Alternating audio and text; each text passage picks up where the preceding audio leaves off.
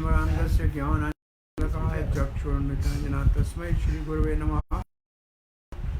गुरवे गौरवाय राधिकाय तदालय कृष्णाय कृष्णभक्ताय तद्भक्ताय नमो नमः। वाल्मीकिगिरिसम्भूता रामसागरगामिनी पुनाति भुवनं पुण्यं रामायण महानदी। चरित्र रघुनाथस्य शतकोटिविस्तृतम् एकैकक्षरं पुंसां पातक महापातकं पुनाति महापातकम्। कूजन्तं राम रामेति मधुरं मधुराक्षरम् आरुह्य कविता शाखां वन्दे वाल्मीकिकोकिलं। मनुज्वं मारुतुल्यवेगं जितेन्द्रियां बुद्धिमतां वरिष्ठं वातात्मजं वानरयुतमुख्यं श्रीरामदूतं सरसे नमः। रामं रामानुजं सीतां भरतनुजं सुग्रीवं वायुसूनं च प्रणमामि पुनः पुनः। ॐ नमो भगवते वासुदेवाय।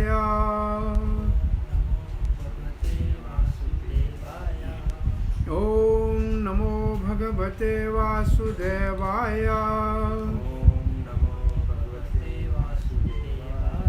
ॐ नमो भगवते वासुदेवाय। कृष्णाय वासुदेवाय देवकी नंदनाय च नंदगोपकुमाराय गोविंदाय नमो नमः। जय श्री कृष्ण चैतन्य प्रभु नित्यानंदा श्री अद्वैत गदाधरा शिवासादि गौर भक्त वृंदा। हरे कृष्णा कृष्णा कृष्णा हरे हरे हरे राम राम राम हरे हरे। सो घर में के उस पे सबको रामनामी की शुभकामनाएं और बधाई हो। आज भगवान राम जी का प्रकट्य दिवस है।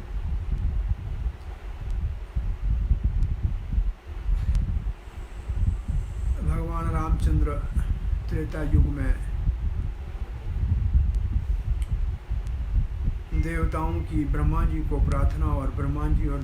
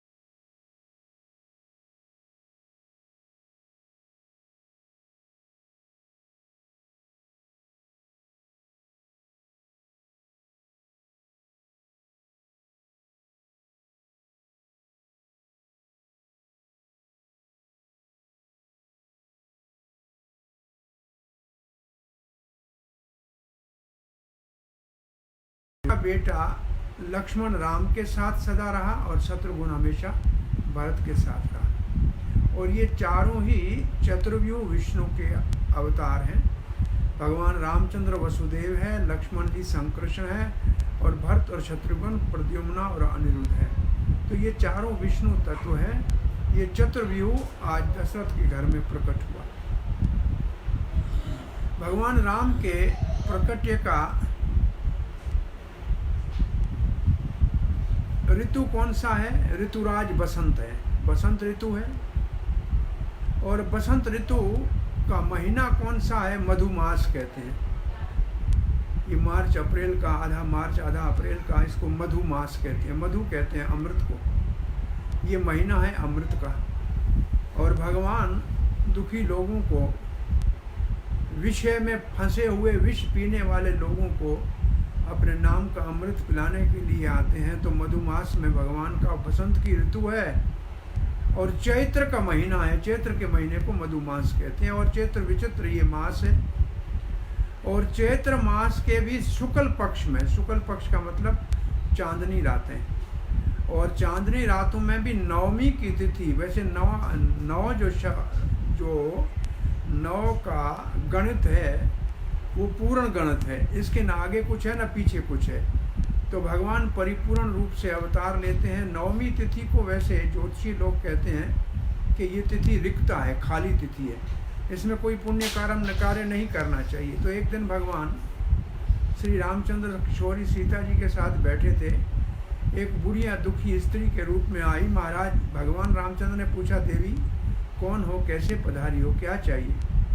बोला, महाराज मैं नवमी तिथि हूँ, सभी मेरे को धिकारते हैं, कोई पुण्य काम मेरे को खाली तिथि कहते हैं, रिक्ता तिथि कहते हैं, कोई पुण्य काम मुझ में नहीं करते हैं लोग। मैं आपकी शरण में आई हूँ। राम जी मुस्कुरा कि आप रिक्ता हैं, आप खाली हैं? अरे सचपच अगर आप खाली हैं तो जो सब बिल्कुल संसार के सब चीज़ों से खाली हो के मेरे पास आता है उसको मैं अपना लेता हूँ। तो नवमी आज से तुम निहाल हो जा, मैं नवमी के तिथि के ऊपर प्रकट होऊंगा। और उस वक्त मुस्कुराते हुए सीता किशोरी ने कहा, तो फिर मैं भी स्वामी नवमी के दिन ही प्रकट होंगी। तो जैसे राम नामी है ऐसे सीता नवमी होती है। आज नवमी की तिथि निहाल होगी, ये पूर्ण तिथि। भगवान का नक्षत्र कौन सा है? जन्म का नक्षत्र है पुनर्वसु नक्षत्र। पुनर्वसु नक्षत्र का मतलब है जो पहली चीज़ गुम हो गई है वो वापस मिल जाएगी। इसका मतलब है जो धर्म कर्म के नेम, जो पूजा पाठ की मर्यादाएं, ये सब जो लुप्त हो गई काल के प्रभाव से, वो सब भगवान रामचंद्र के प्रकट्य के साथ वापस मर्यादाएं लौट कर आएंगी। पुनर्वसु नक्षत्र के अंदर भगवान का प्रकट्य हुआ है। और काल क्या है? मध्याह्न काल है। सूर्य वंश में भगवान ने जन्म लिया है। तो सूर्य जब अपनी पूर्ण रूप से प्रकाश और सब शक्ति के साथ मध्याह्न काल का सूर्य होता है, उस वक्त भगवान रामचंद्र का प्रकट्य कौशल्या माँ के यहाँ हुआ। अब ये बात बहुत महत्वपूर्ण और समझने वाली है। क्या पहले तो दशरथ से तो उत्पन्न हुए नहीं राम जी, क्योंकि यज्ञ के कुंड से मिले हुए पायसम के अंदर भगवान विष्णु ने प्रवेश किया। और कौशल्या, सुमित्रा, कैकेयी से तो कोई संतान उत्पन्न हुआ नहीं था। तो ये भगवान की उत्पत्ति कैसे होती है, ये भगवत गीता का सबसे मुख्य श्लोक है, सबसे प्रमुख श्लोक है ये भगवत गीता का। जन्म कर्म च मिद्येव्यम एवं यो वेति तत्वतः त्यक्त्वा देहं पुनर्जन्म नयति मामेति सो अर्जुन। हे अर्जुन, मेरा जन्म इस दुनिया में जब होता है तो सामान्य बालक की तरह नहीं होता, दिव्य होता है, अलौकिक होता है। मैं अपनी इच्छा से प्रकट होता हूँ। और कैसे भगवान प्रकट होते हैं? और जो भगवान कहते हैं मैं लीला करता हूँ, वो लीला भी मेरे जो मैं कर्म करता हूँ, मैं जो काम करता हूँ, वो काम भी सामान्य नहीं होते हैं, वो भी दिव्य, अलौकिक, ट्रांसेंडेंटल होते हैं। और जो इस बात को तत्व से जान लेता है उसको फिर जन्म मृत्यु के चक्कर में नहीं पड़ना पड़ता। तो भगवान के जन्म को तत्व से जानना चाहिए। ऐसे भागवत में भगवान श्री कृष्ण के जन्म के विषय में 10वें स्कंद में लिखा है, भगवान अपि विश्वात्मा भक्तानाम अभयंकर। भगवान जो विश्व का आत्मा है, विश्व का मतलब पूरे भूमंडल, केवल ब्रह्मांड एक का नहीं, अनंत कोटि ब्रह्मांडों में जो भी जीव रहते हैं उन सब की आत्मा है, और जो आत्मा है उसी से हम प्रेम करते हैं। तो इसका मतलब है भगवान जो सबसे प्रेम करने वाला, भगवान जो सबके हृदय में परमात्मा के रूप में विराजमान है। भगवान अपनी विश्वात्मा, भाई विशेष काम भगवान का क्या है? भक्तानाम अभयंकर, अपने भक्तों को भय से मुक्त करते। ये भगवान का सबसे मुख्य, और भक्त वत्सलता के कारण भक्तों को भय से मुक्त करना ये भगवान का विशेष एक गुण है। आविशेष अंश भागे न मन अनंक दुमदुभी, वसुदेव के मन में भगवान ने प्रवेश किया और फिर वसुदेव चमकने लगे, और वसुदेव के हृदय से भगवान जगत के मंगल करने के लिए देव रूपी देवकी के हृदय में स्थानांतर हुए। इसको आचार्य लिखते हैं, गुरुजन लिखते हैं, इसको कहते हैं दीक्षा। गुरु अपने हृदय में भगवान को साक्षात्कार करने के बाद दीक्षा के समय शिष्य के हृदय में वो भगवान को स्थापित करता है, और फिर उसको भगवान के नाम सुमरण के द्वारा उस भगवान की सेवा करना सिखाता है। तो मानो के वसुदेव ने देवकी को दीक्षा दे दी, अपने हृदय से प्रकट भगवान को देवकी के हृदय में स्थानांतर कर दिया। ऐसे ही राम जी के प्रकट्य के समय लिखा है, ये तो हम कल से सुनते आ रहे हैं कि यज्ञ कुंड से भगवान विष्णु ने कहा मैं इस खीर में प्रवेश करूंगा, पायसम में प्रवेश करूंगा, और उसी के विभाजन से ही इन सब बालकों का जन्म हुआ है। और ये प्रसिद्ध गान में आता है, भय प्रकट कृपाला दीन दयाला कौशल्या हितकारी। भय प्रकट, एक तो भगवान के अवतार को जन्म नहीं कहते, क्योंकि जन्म शरीर का होता है, आत्मा का आवागमन होता है कर्मों के कारण, भगवान का अवतार होता है करुणा के कारण। तो भय प्रकट, प्रकट का मतलब जैसे सूर्य है सुबह उगता है, कोई नहीं कहता है कि सूर्य का जन्म हुआ है। शाम को सूर्य अस्त होता है, कोई नहीं कहता है कि सूर्य मर गया है, क्योंकि कल फिर सूर्य को उगना है। ऐसे भगवान एक लोक में प्रकट होते हैं और वहाँ से लीला पूरी करते हैं तो दूसरे लोक में प्रकट होते हैं। ऐसे भगवान का ये प्रकट्य नित्य चलता रहता है। कितने ब्रह्मांड है, अनंत कोटि ब्रह्मांड है। आज राम जी का, आज के दिन त्रेता युग में राम जी का प्रकट्य इस लोक में हुआ था, अयोध्या में हुआ था ना। अयोध्या नरेश भगवान के पिता दशरथ जी के घर में, और कौशल देश की माता कौशल्या के वहाँ प्रकट हुए थे। ऐसे जब यहाँ से भगवान अपनी लीला जब पूर्ण करते हैं, संवरण करते हैं, तो किसी और लोक में राम जी का अवतार अभी हो रहा है। आज भी किसी लोक में राम जी का अवतार हो रहा है, और ऐसे अनंत कोटि ब्रह्मांड है, और ये भगवान का अवतार भी नित्य है, धारावाहिक है। जैसे सूर्य हमारे यहाँ अब अस्त हो गया है, तो ये सूर्य इस वक्त अमेरिका में कहीं किसी और देश में उग रहा है, और जब वहाँ अस्त होता तो यहाँ उगने लगता है। किसी देश में उगता है, किसी में अस्त होता है। कहीं भगवान प्रकट होते हैं और कहीं वहाँ से अप्रकट होते हैं। तो भय प्रकट कृपाला कैसे हैं भगवान? कृपा करते हैं। कृपा होती है अपने स्वजनों के ऊपर, अपने प्रिय भक्तों के ऊपर कृपा की जाती है। भय प्रकट कृपाला दीन दयाला, और जो दुखी लोग हैं उनके ऊपर दया की जाती है। जिनको हम जानते नहीं है लेकिन दुखी हैं, उनके ऊपर दया की जाती है। भय प्रकट कृपाला दीन दयाला कौशल्या हितकारी, माता कौशल्या के हित करने के लिए, उसके नाम को विश्व में विख्यात करने के, कौशल्या नंदन राम दशरथ नंदन राम, रघुपति राघव राजा राम। हे रघुपति राघव, राघव का मतलब रघुकुल में प्रकट भगवान श्री राम है, पतितों का उद्धार करने वाले। भय प्रकट कृपाला दीन दयाला कौशल्या हितकारी, मुनि मनहारी। मुनि मनहारी का मतलब जो संत हैं, साधु हैं, मन है, उनके मन को भगवान ने अपने प्रेम के कारण हर लिया। जितने दंडकारण्य में ऋषि थे, बहुत से ऋषियों के नाम दंडकारण्य में लिखा है। अगस्त ऋषि का नाम लिखा हुआ है, सुतेक्षण ऋषि का नाम लिखा हुआ है। वाल्मीकि ऋषि के आश्रम में भगवान श्री रामचंद्र गए थे, भरद्वाज ऋषि के आश्रम में गए थे, कई अनेक ऋषियों के तपस्या के स्थलियों के ऊपर भगवान गए थे।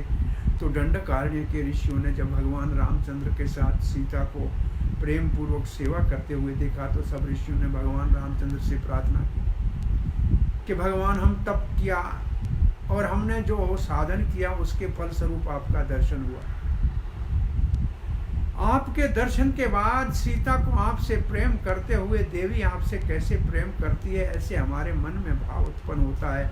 हम आपसे भी प्रेम करें, मधुर्य प्रेम का हमको ये प्रसाद कैसे मिले। रामचंद्र जी कहते हैं, ऋषिवरों, इस वक्त में मर्यादा पुरुषोत्तम अपनी लीला को एक पत्नी व्रतधारी करने के लिए आया हूँ।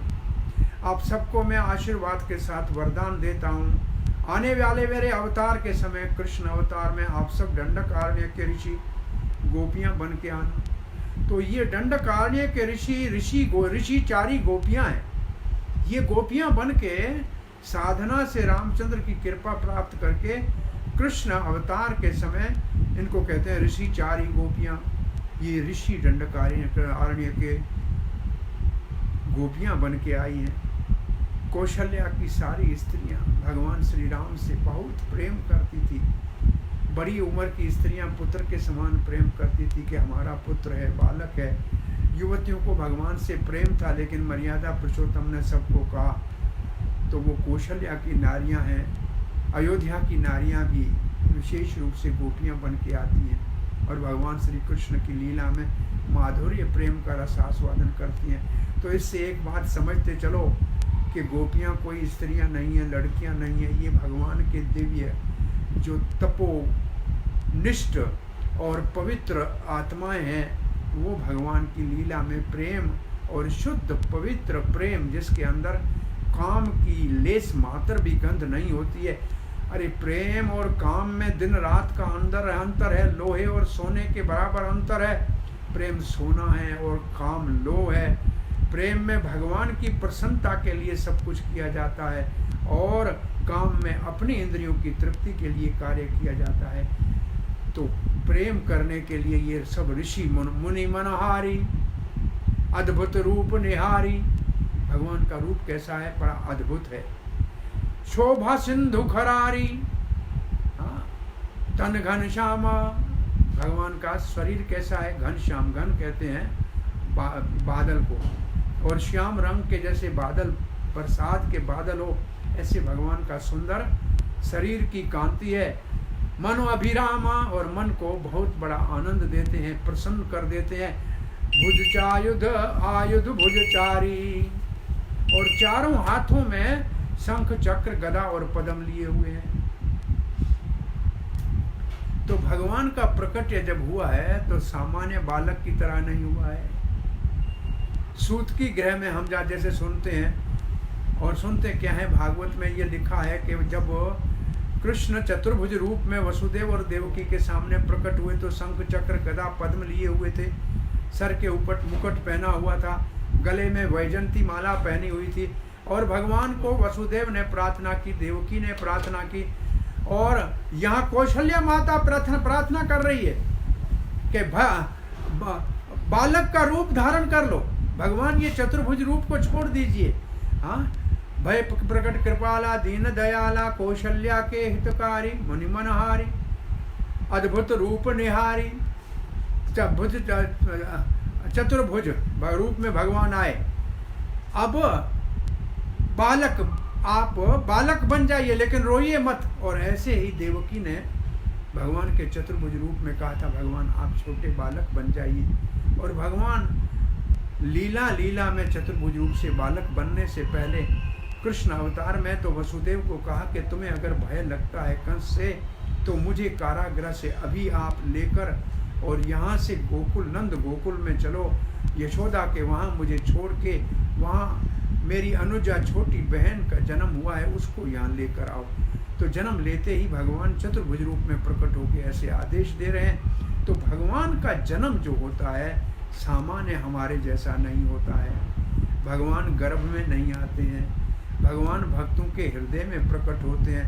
इसलिए भक्ति सिद्धांत सरस्वती गोस्वामी महाराज श्रील प्रभुपाद जी कहा करते थे, आप रामनामी मनाओ, आप जन्माष्टमी मनाओ, आप नरसिंह चतुर्दशी मनाओ, ये उत्सव मनाते रहो, लेकिन आपको इसकी अनुभूति तब होगी जिस दिन आपके हृदय में भगवान का प्रकट्य हो जाए। जब आपका हृदय पवित्र होगा, शुद्ध हो जाएगा, जिस दिन भगवान इसके अंदर प्रकट हो जाएंगे, उस दिन आपकी रामनवमी हो जाएगी।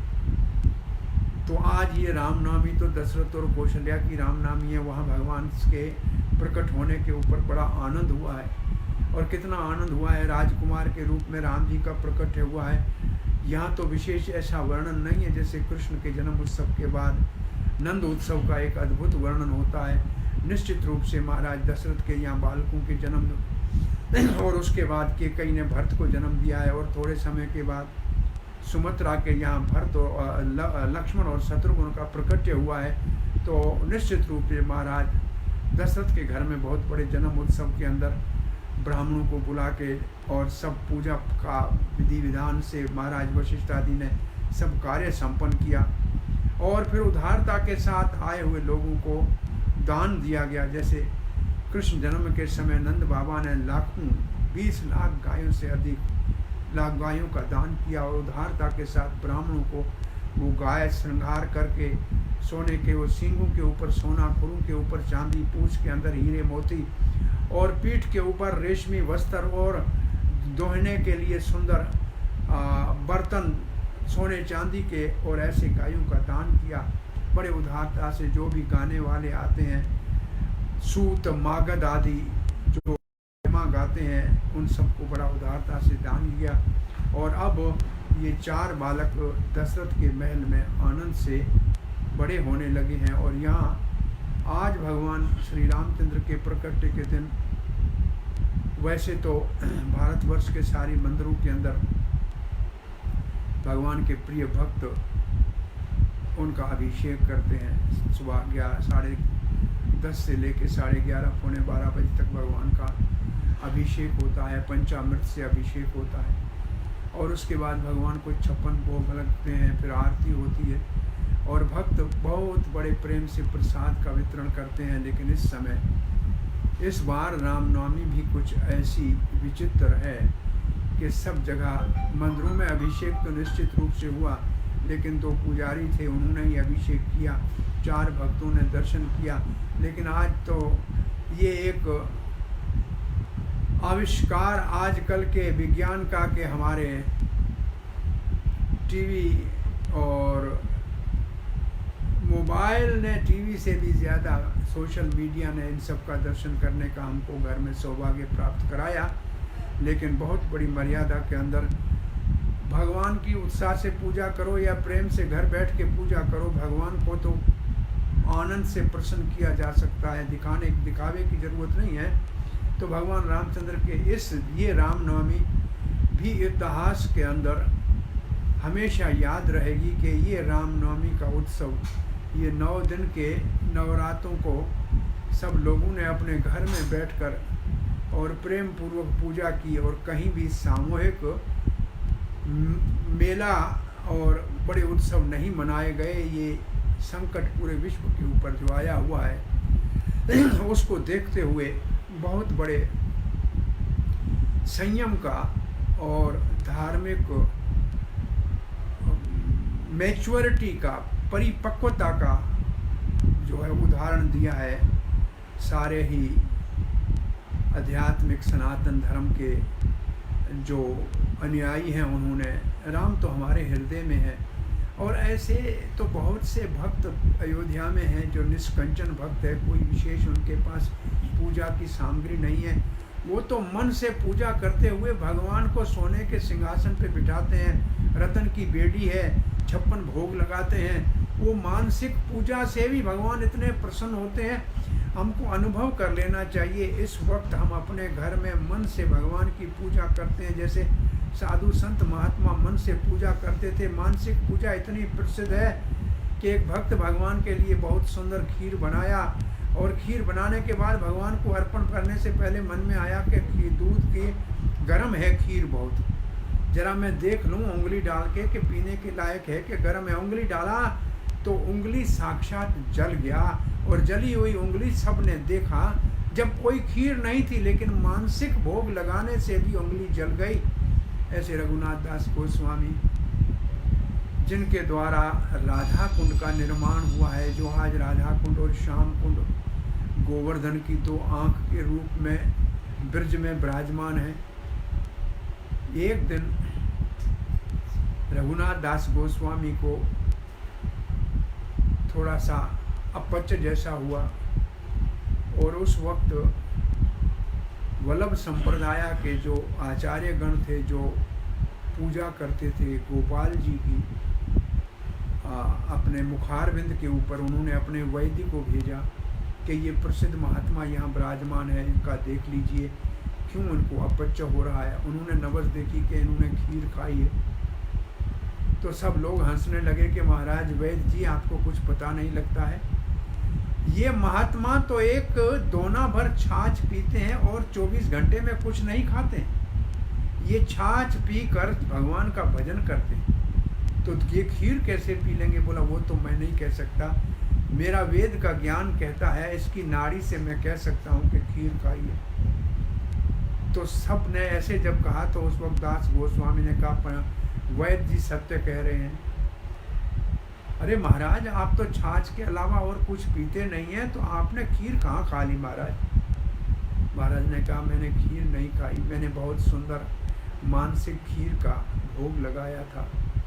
गाय के दूध को मैंने काढ़ के तैयार किया, अंदर से बादाम, पिस्ता बादाम डाला, केसर डाली, और फिर मैंने शाम को राधा कृष्ण को भोग लगाया। भगवान ने रुचि कर उसको पाया, और पाने के बाद राधा रानी ने वो अपनी सखियों को प्रसाद दिया, और एक सखी ने जो रूप मंजरी है, उन्होंने मेरे को प्रसाद दिया, और मैंने मानसिक वो प्रसाद पाया। वो मानसिक प्रसाद क्या पाया कि मानसिक प्रसाद से भी अपच जैसा हो गया, और वैद्य जी ने कहा कि गोस्वामी जी ने, महात्मा ने खीर खाई। तो इस वक्त कोई चीज़ की उपलब्धि नहीं भी हो पूजा पाठ के लिए, तो निश्चित हो के बड़ी श्रद्धा के साथ मानसिक भाव से भगवान की पूजा करनी चाहिए। और ये मानसिक भाव की पूजा भी सार्थक हो सकती है, तो मनोबल बढ़ाएंगे तो हमारा रोग को रोकने का भी शक्ति बढ़ जाएगी। ये चिंता से रोग बढ़ने की संभावना ज़्यादा है, इसलिए चिंता के बजाय भगवान का चिंतन अगर करेंगे, हरि कथा और हरि कीर्तन करेंगे, तो निश्चित रूप से हमारे मन से जो भय है, भय ज़्यादा भयानक होता है। रोग इतना भयानक नहीं है जितना भय लोगों को भयभीत करके रोग से पहले ही परेशान कर देता है। तो ये महामारी निश्चित रूप से भगवान रामचंद्र का प्रकट आज के दिन हुआ है, और भक्तों ने निश्चित रूप से, नहीं तो भी करोड़ों के संख्या में भक्तों ने आज राम जी के चरणों में प्रार्थना की है कि राम जी, आपके प्रकट्य से जब सब दोष का निवारण होता है, सब कष्ट का निवारण होता है, तो आज पूरे विश्व के ऊपर आई महामारी राम जी आपकी इच्छा से आई है, तो आप अपनी इच्छा से इसको समाप्त भी करके मानव की रक्षा कीजिए। लेकिन उससे पहले मानव को भी विश्वास के साथ भगवान को संकल्प रूप से ये कहना चाहिए कि हम भी हमसे हुए अपराधों की आप हमारे क्षमा करना। एक बार भी भगवान कहते हैं, कोई कहते हैं सक्रेदेव परपन्ना। जब विभीषण भगवान राम जी के शरण में आए थे, 4 अपने मंत्रियों को लेकर हिंद महासागर के इस तट के ऊपर, अभी सेतु का निर्माण नहीं हुआ था, सेतु के निर्माण से पहले गुप्तचरों ने रावण को बता दिया कि बड़ी वानर रोडरीच सेना के साथ भगवान श्री रामचंद्र दूसरे तट समुद्र पे पहुंच गए हैं। तो रावण ने सभा बुलाई, और सभा के अंदर माल्यवान नाना ने भी कहा कि सुनो लंकेश, आप सीता को वापस दे दो, नहीं तो असुर वंश का विनाश हो जाएगा। विभीषण ने उठ के भी यही बात कही, लेकिन विभीषण को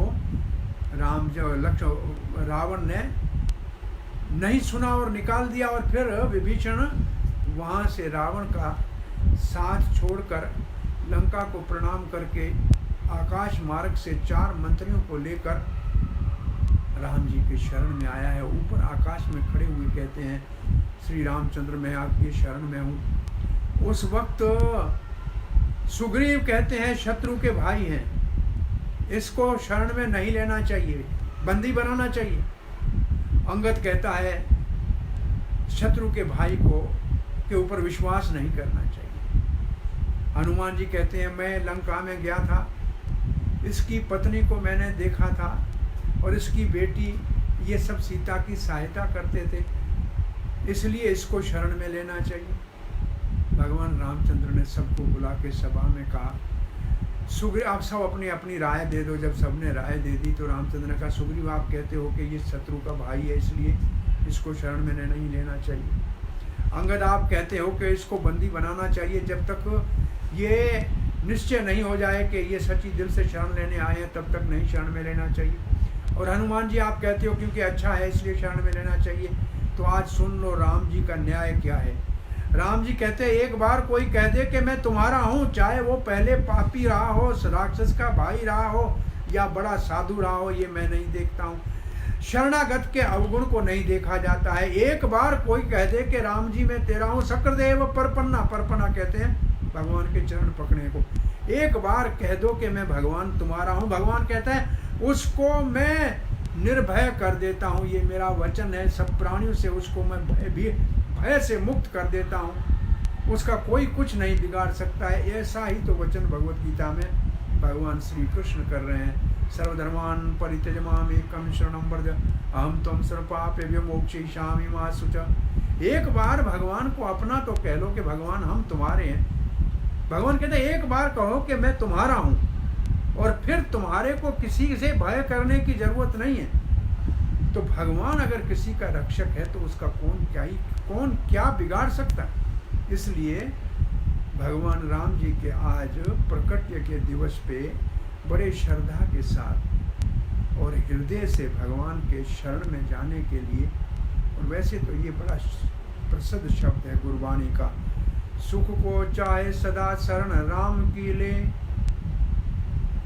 आप सदा के लिए सुख चाहते हो तो राम की शरण लो। हम कहते रोज हैं लेकिन राम की शरण लेने के समय हमको समझ में नहीं आता है कि राम की शरण कैसे लें। और ये राम से राम का नाम बड़ा है। राम जी ने अवतार के काल में सुग्रीव का उद्धार किया, विभीषण को राज दिया। जाते समय सरयू के अंदर से सारे अयोध्या वासियों को अपने धाम ले गए। लेकिन राम का नाम जपते जपते अनंत कोटि लोग अनादि काल से भगवान की भक्ति को और भगवान की शक्ति का सहारा लेकर, भगवान के चरणों का आश्रय लेकर अपने जीवन को सफल कर रहे हैं। तो नाम से नामी और नाम में कोई अंतर नहीं है। नाम नामी अभिन्न। भगवान का शरण लेने का मतलब भगवान के नाम का शरण लेना। कली काले नाम रूपे कृष्ण अवतार। कल युग में भगवान अपने नाम के रूप में अवतार लिया हुआ है। एक बार एक प्रसंग राम जी की दरबार में ये आया कि भगवान के नाम और भगवान में कोई अंतर है क्या? कोई अंतर नहीं है। भगवान का नाम वही कुछ करता है जो भगवान करते हैं, लेकिन भगवान का नाम भगवान से भी ज़्यादा बलवान है, क्योंकि भगवान ने अपनी सारी शक्तियाँ अपने नाम में भर दी हैं। ऐसा भगवान चैतन्य महाप्रभु शिक्षा अष्टक में कहते हैं, नाम नामकारी बहुधा निज सर्वशक्ति तत्रापित नयमित सुमरणे न काल एतादृशी तव कृपा भगवन् ममापि दुर्दैव मीदृशम या जनिनानुराग। भगवान कहते हैं भगवान आपने नाम अकारी बहुधा, आपने अनेक अपने नाम रखे हैं, भी अंत आपके नाम है। जो नाम भगवान की ओर देखकर आप ले लो, भगवान उसको अपना ही नाम मान लेते हैं। और अकारण इतने नाम रखे और सब नामों में आपने अपनी शक्ति सारी भर दी है। उनको जपने के लिए कोई नेम टेम नहीं है, जो चाहे जब चाहे जैसे चाहे जपे। हंसने की बात कभी सुनाते हैं, एक व्यक्ति शौचालय में राम का उच्चारण कर रहा था। हनुमान जी को गुस्सा आया और उसको लात मार दी। लेकिन उसको कुछ नहीं हुआ। हनुमान जी राम जी की सेवा में गए तो राम जी की पीठ के ऊपर एक बंदर का पाँव का निशान देखा। हाथ जोड़ के कहा, स्वामी ये कैसे आपके पीठ के ऊपर पाँव का निशान पड़ा है? अरे कोई बात नहीं हनुमान, छोड़ो। नहीं, बताओ कौन दुष्ट ने ये कार्य किया है, मैं उसको नहीं छोड़ सकता। राम जी मुस्कुराए कि वो भक्त मेरा नाम ले रहा था और तुमने लात मारी। तुम्हारी लात तो रावण जैसे बलवान सह नहीं सकते, वो बेचारा मर जाता, इसलिए मैंने तुम्हारी लात अपनी पीठ के ऊपर सह ली। क्योंकि मेरा नाम लेने वाला कहीं भी हो, कैसी भी परिस्थिति में मेरा नाम लेता है, मैं उस नाम लेने वाले की रक्षा करता हूँ। चैतन्य महाप्रभु जब शौच के लिए जाते थे तो जबान को दांतों के बीच में दबा के रखते थे। तो एक छोटा सा गोपाल था और गोपाल कहने लगा, महाप्रभु आप जबान को दांतों में क्यों दबाते हैं? बोला, मेरी जबान सारा दिन हरे कृष्णा कृष्ण कृष्णा हरे हरे, हरे राम राम राम हरे हरे जपती है। और सोच में जाता हूँ, वो अपवित्र स्थान है, इसलिए जबान को दांतों में दबा के रखता हूँ। गोपाल कहता है, सोच के समय प्राण निकल जाए तो? चैतन्य महाप्रभु कहते हैं, आप तो गुरु हैं। उसका नाम गोपाल गुरु हो गया और वो आज भी गंभीरा में गोपाल गुरु के पूजित ठाकुर वहाँ विराजमान है और गोपाल गुरु वृंदावन में भी उनका स्थान है।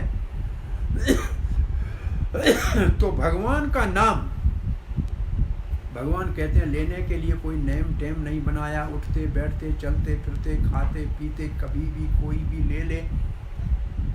तो भगवान कहते हैं मैं अपनी सारी शक्तियाँ उस नाम में भर दी और कोई जपने। फिर भी महाप्रभु हमारी स्थिति को देखकर, कली काल के लोगों को के दुर्भाग्य को देखकर, कलयुग में लोगों का प्राय अल्प आयुष, एक तो उम्र बहुत कम है, उम्र 100 साल होनी है लेकिन 100 साल बहुत कम लोग जीते हैं। अपने खान पान और रहन सहन को इतना बिगाड़ दिया है, प्रदूषण इतना कर दिया है।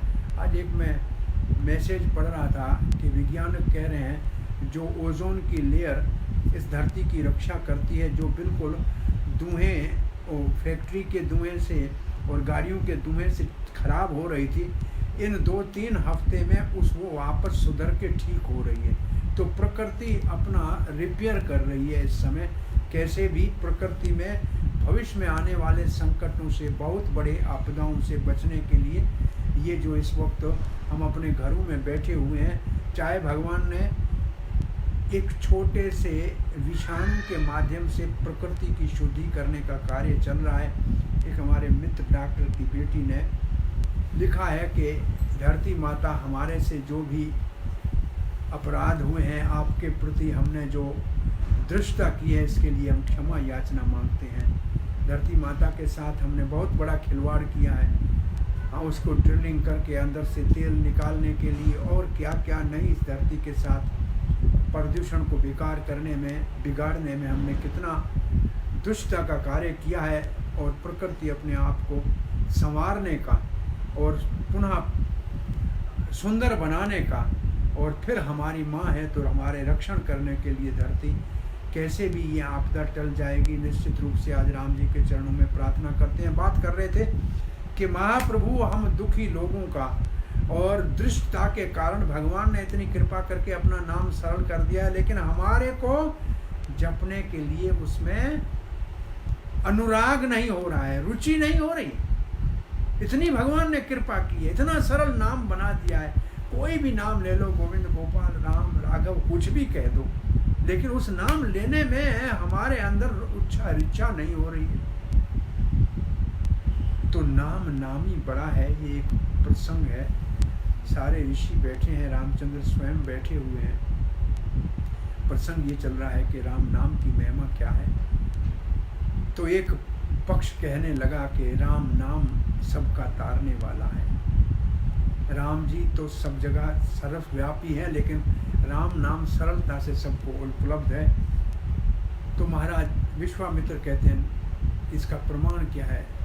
नारद जी कहते हैं प्रमाण इसका मैं देता हूँ आपको। तो प्रमाण की जब बात आई तो नारद जी ने हनुमान को कहा, तुम्हें एक काम करो। बोलो क्या करना है? बोलो आप देव ऋषि बताइए क्या करना है। बोला आप कल सुबह जब सभा में आओ सबको प्रणाम करना जैसे आप नेम से करते हो, बस विश्वामित्र जी को प्रणाम मत करना। हनुमान ने कहा ये तो शिष्टाचार का उल्लंघन हो जाएगा, हमारे स्वामी के गुरुजी हैं विश्वामित्र जी, और गुरुजी नाराज होंगे तो स्वामी नाराज होंगे। नारद ने कहा इसको मैं संभाल लूंगा, आप चिंता मत करो। अब नारद जी ने वचन दे दिया और हनुमान जी ने दूसरे दिन सुबह आके सबको प्रणाम किया। विश्वामित्र को प्रणाम नहीं किया। विश्वामित्र को क्रोध आ गया कि ये दृष्टा कैसे कर सकता है, हमारा अपमान कर दिया। राम जी इसको आप दंडित कर दीजिए और कल सूर्य उगने तक आप अपने हाथों से इसको दंडित करें।